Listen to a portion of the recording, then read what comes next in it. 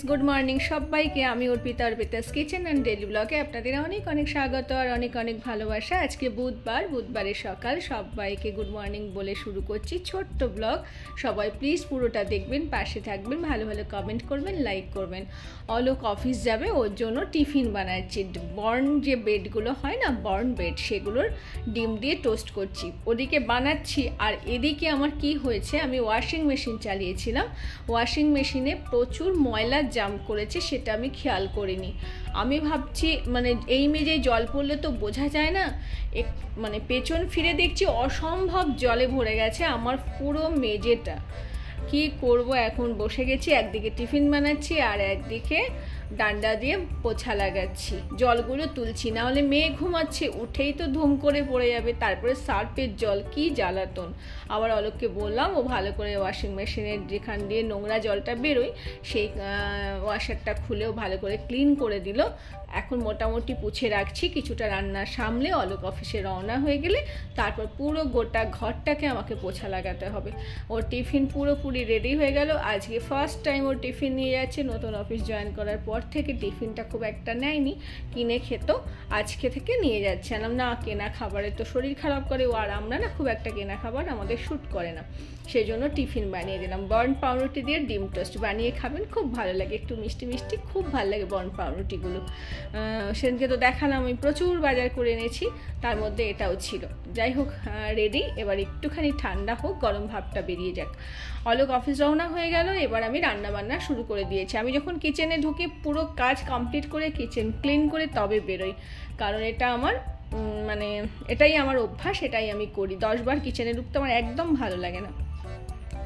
করছি বাঁধাকপিটা অনেক দিন ধরে ফ্রিজে ছিল, অনেক দিন ধরে কি দিয়ে করব, কখন করব, এমনি করা হয়ে উঠছিল না। যাই হোক, কাতলা মাছের মাথা দিয়ে আজকে বাঁধাকপির ভালো করে একটা ঘন্ট বানাবো, আর এটা আমি খেতে ভীষণ ভালোবাসি। মাছগুলো ভেজে তুলে নিয়েছি, কাতলা মাছের মাথা দুটো ভেজে তুলে নেওয়া হয়ে গেছে। এবার আদা জিরে বাটা দিয়ে, নুন হলুদ মিষ্টি দিয়ে, গুঁড়ো গরম মশলা দিয়ে, যেমন করে ঘরোয়া স্টাইলের বাঁধাকপির মাছের মাথা দিয়ে বাঁধাকপির ঘন্ট। এই যে আমার পুরো রেডি, এবার নামিয়ে নেব। সম্পূর্ণটা রেডি, যার জন্য কড়াই একটু লেগে লেগে যাচ্ছিলো। এই পজিশনে এটাকে নামালে তবেই এটা টেস্ট হয়, তাই না? আর কি করলাম হচ্ছে, সেদিনকে বলেছিলাম না জলপাই এনেছি মার্কেট থেকে, জলপাইয়ের পাতলা ঝোল, সর্ষে শুকনো লঙ্কা ফোড়ন দিয়ে পাতলা ঝোল করেছি, অল্প করে করেছি। আর করছি কি, মাছ করব। মাছের আজকে ভাবছি কি রেসিপি বানাই। প্রত্যেক দিন তো এক রেসিপি ভালো লাগে না, কিন্তু ছেলে মেয়েগুলো আবার মাছ ছাড়া একদম ভাত খায় না।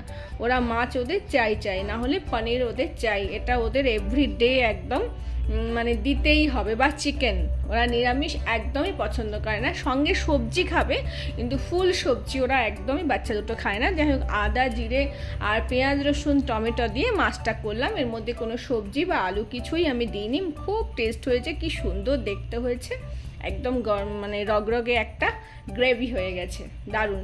চলুন খেয়ে দিয়ে আসছি। বিকেলবেলা চলে এলাম, মাঝখানে একটু ঘুমিয়েও নিলাম। আর ছেলেকে স্কুল থেকে আনতে গেছিলাম, প্রচুর পরেশানি হলাম, কারণ আকাশে ঘন মেঘ আর সেই বৃষ্টি চলছে। আর বৃষ্টি যেন ভালো লাগছে না, সত্যি একদম ভালো লাগছে না, কারণ মেয়েকে নিয়ে ছেলেকে আনতে যাওয়া খুব কষ্ট বৃষ্টির মধ্যে। আর এখানে টোটো অটো সবই আছে, কিন্তু এতটাও অ্যাভেলেবেল নেই, যার জন্য ভীষণ প্রবলেম হয়। আর সবসময় না টোটো অটোগুলো তো বললেও আসে না। যাই হোক, খুব কষ্ট করে বাড়িতে এসছি, একটু হালকা ভিজেও গেছি। সন্ধ্যাবেলা একটু বেরোবার কথা ছিল বাইরে, একটু দরকারি, কিন্তু যেতে পারবো বলে মনে হচ্ছে না, এত বৃষ্টি আসছে। আর বৃষ্টিতে কোনো কাজও হবে না, আর বাচ্চারা ভিজে গেলে পুজোর আগে অসুস্থও হয়ে যেতে পারে, তাই না? আর ছেলে তো নতুন স্কুলে ভর্তি হয়েছে, যদি শরীর টরীর খারাপ হয়ে যায়, স্কুল অফ হয়ে যাবে, এই নানান চিন্তা করে এখন ব্যালকনিতে বসে আকাশের মেঘ দেখছি আর ভাবছি বৃষ্টির দরকার ঠিক আছে, কিন্তু এতটা বৃষ্টি, পরেশানি হয়ে গেলাম, জামা কাপড় কিছু শোকাচ্ছে না। যাই হোক, নিম্নচাপ কবে যাবে আমি জানি না। দেখুন, কালো ঘন মেঘ হয়ে আছে, খুব মনটা খারাপ লাগে। বাইরে বেরোবার প্ল্যান থাকলে বাইরে বেরোতেও পারছি না, এটা কিন্তু সত্যি খুব মন খারাপ। আর পুজোর আগে সমস্ত মানুষেরই কিন্তু মার্কেটে যাওয়া সবটাই ডাউন হয়ে যায় না বৃষ্টির জন্য। আর চারিদিকে বন্যা পরিস্থিতি, জানি না কি হবে, আর ভালো লাগে না।